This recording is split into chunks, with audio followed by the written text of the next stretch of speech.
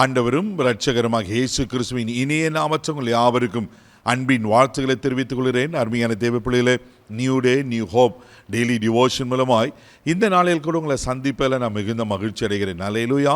இன்றைக்கு கூட கர்த்தர் நமக்கு கொடுக்கிற வார்த்தை என்ன? எசேக்கியேல் தீர்க்கதரிசன புஸ்தகம் 37ஆம் அதிகாரம் 14வது வசனத்தை கூட வாசிக்க கேட்போம். என் ஆவியை உங்களுக்குள் வைப்பேன், நீங்கள் உயிரடைவீர்கள். நான் உங்களை உங்கள் தேசத்தில் வைப்பேன், அப்பொழுது நான் கர்த்தர் என்று அறிந்து கொள்வீர்கள். இதை சொன்னேன், இதை செய்வேன் என்று கர்த்தர் சொல்லுகிறார். ஹல்லேலூயா. இங்க ஒரு அற்புதமான சம்பவத்தை நம்ம பார்க்கிறோம். தேவ பிள்ளைகளே, பாருங்க, எசேக்கியேல் தீர்க்கதரிசி ஆண்டவர் எலும்புகள் நிறைந்த ஒரு பள்ளத்தாக்குக்கு கொண்டு போகிறார். அந்த பள்ளத்தாக்கில் எல்லாம் உலர்ந்து போன எலும்புகள் காணப்படுகிறது. அது எசேக்கியேல் 37ஆம் அதிகாரம் 2வது வசனத்தை கூட நான் வாசிக்க கேட்போம். என்னை அவைகளின் அருகே சுற்றி நடக்க பண்ணினார். இதோ பள்ளத்தாக்கின் வெட்ட வெளியிலே அந்த எலும்புகள் மகா திரளாய் கிடந்தது, அவைகள் மிகவும் உலர்ந்ததுமாய் இருந்தது. பாருங்களேன், ஆவிக்குள்ளாக்கி அந்த பள்ளத்தாக்கு கொண்டு போனோம். அந்த எலும்புகள் எப்படி இருந்துச்சா? மகா திரளாய் இருந்தது. ஒன்று. ரெண்டாவது, அந்த எலும்புகள் உலர்ந்து போயிருக்கிறது. தேவ பிள்ளைகளே, இப்போ இந்த எலும்புகள்லாம் உயிரடையுமான்னு ஆண்டவர் கேட்பார். ஆண்டவரே, அது உமக்கே தெரியும் அப்படின்னு சொல்லும் போது தான் ஆண்டவர் சொல்வார், அவைகளை பார்த்து நீ தீர்க்க தரிசனம் உரை என்று. அது எசேக்கியேல் 37:7வது வசனம் கூட நான் வாசிக்க கேட்போம். எனக்கு கட்டளையிட்டபடியே நான் தீர்க்க தரிசனம் உரைத்தேன். நான் தீர்க்க தரிசனம் உரைக்கையில் ஒரு இரைச்சல் உண்டாயிற்று. இதோ அசைவு உண்டாகி ஒவ்வொரு எலும்புகளும் தன் தன் எலும்போடு சேர்ந்து கொண்டது.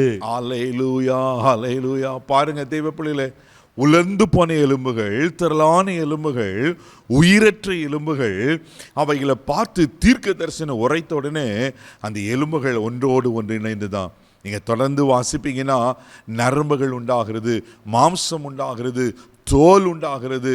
ஆண்டவர் அதை கால் ஊன்றி நிற்க பண்ணி ஒரு பெரிய சேனை அணிக்க வைக்கிறாரா. அல்லேலூயா. 14வது வசனம் சொல்லப்பட்டிருக்கோம், என் நாவி உங்களுக்கு நான் அனுப்புவேன், நீங்கள் உயிரடைவீர்கள் என்று. தேவ பிள்ளையே, உலர்ந்து போன எலும்புகள் தான், ஆனால் கர்த்தருடைய வார்த்தையினால உயிரடைந்து மகா திரளாய் ஒரு பெரிய சேனையாய் கால் ஊன்றி நின்றது. உலர்ந்து போன எலும்பு, காய்ந்து போன எலும்பு, நம்பிக்கையற்ற எலும்பு, அந்த எலும்புகளை ஒரு பெரிய சேனையாக கர்த்தர் நிற்க வைப்பானா உங்கள் வாழ்க்கையில். அவர் உங்களுக்கையும் எந்த காரியம் செத்து போனது போல இருக்குது, எந்த நன்மை கைக்குடி வராது போல இருக்குது, நீங்கள் எதிர்பார்த்த காரியம் எதில் தோல்வியுற்று இருக்கிறீங்க, எதிர்பார்த்து சோர்ந்து போய் உங்கள் கண் பூத்து போனது போல இருக்கிறதா, நம்பிக்கை இல்லாமல் இருக்கலாம், உலர்ந்து போயிருக்கலாம், காய்ந்து போனது போல இருக்கலாம், அது பள்ளத்தாக்கில் காணப்படுகிறது போல இருக்கலாம். கர்த்தருடைய வார்த்தை வரும்போது அது எப்பேற்பட்டதாக இருந்தாலும் அது உயிரடையும்.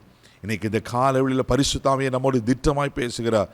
எதெல்லாம் செத்து போய் உலர்ந்து போனது போல இருக்கிறதோ அவளை உயிரடைய பண்ணுகிற கர்த்தர் உங்கள் வாழ்க்கையிலும் அவர் உயிரடை பண்ணி உங்களையே சேனையாய் நிற்க வைத்து உங்களை ஆசீர்வதிக்கிறதுக்கு உண்மையில் இருக்கிறார். இதை நம்புங்க, இதை விசுவாசிங்க. நிச்சயமாய் கர்த்தர் உங்கள் வாழ்க்கையில் பெரிய காரியங்கள் செய்வார். கண்களை மூடி நம்ம ஜெபிக்கலாம். அன்பு தகப்பனே, உமக்கு நன்றி சொல்கிறேன்ப்பா. உலர்ந்து போன எலும்புகளை உயிரடைய பண்ணுகிற கர்த்தர் இயேசுவின் நாமத்தில் இவர்கள் வாழ்க்கையில் என்னென்ன காரியங்கள் அன்ற நன்மைகள் ஆசீர்வாதங்கள் உலர்ந்து போனது போல இருக்கிறதோ இப்பொழுது இயேசுவின் நாமத்தில் அதை பார்த்து நான் பேசுகிறேன். ஆண்டவரே, உயிரடையவட்டும்.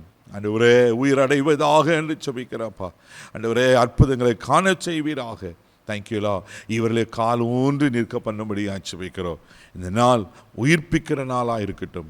ஆசீர்வதியும். இந்த நாள் முழுவதும் கரம் எடுத்து நடத்தும். எல்லா தீங்குக்கும் விலக்கி காற்றுகளும் கிருபையில கரத்தில் ஒப்புக் கொடுக்கிறேன். இயேசுவின் மூலம் ஜெபங்கள் பிதாவே, ஆமென். அவர் உங்களை உயிரடை பண்ணுவார். தைரியமாக போங்க. God bless you.